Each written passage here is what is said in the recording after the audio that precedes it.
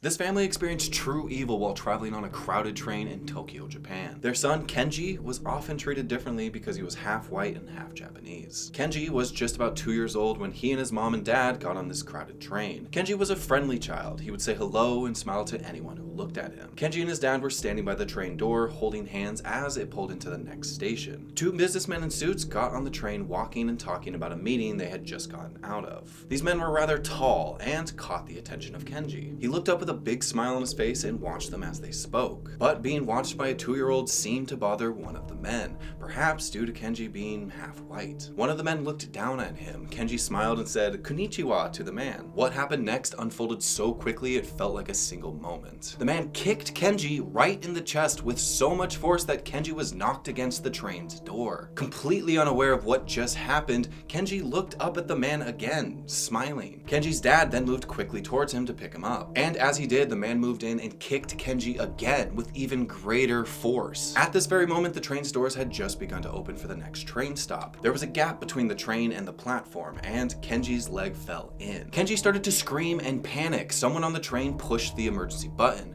People started to scramble to get away from the scene, and then the family witnessed true evil. Both businessmen started laughing hysterically at the toddler stuck between the train and the platform. With the help of a few strangers, Kenji's parents managed to pull him out to safety. Kenji's mom picked him up and ran for the police station office to alert the staff or police of what just happened. Kenji's dad wanted nothing more than to beat these men within an inch of their lives, but instead hesitated. He knew that if he did, he risked being deported due to being American and being a foreigner in the country. As he held back more rage than one person should ever have to feel in their life, he got off the train and ran to catch up with his wife and Kenji. They were able to file a report, but they were left disappointed to find that the police didn't seem interested in pursuing the case since Kenji wasn't seriously injured. The family went home and began to tell their family what had happened that day. One of those people happened to be Kenji's uncle, who owned a chain of bars in Tokyo. Because of this, he had a very strong relationship with the Yakuza gang. When Kenji's mom and dad first got married, it was a bit controversial in some parts of his mom's family because his dad was a foreigner,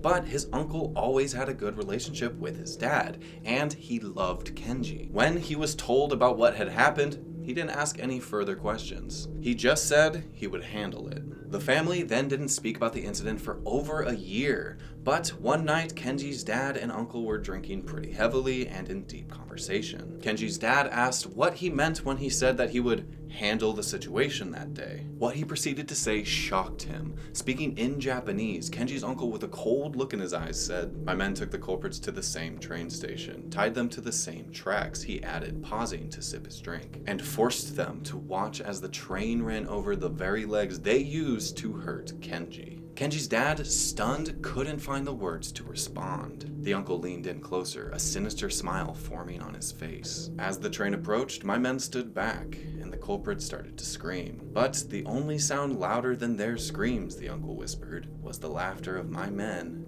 echoing through the station.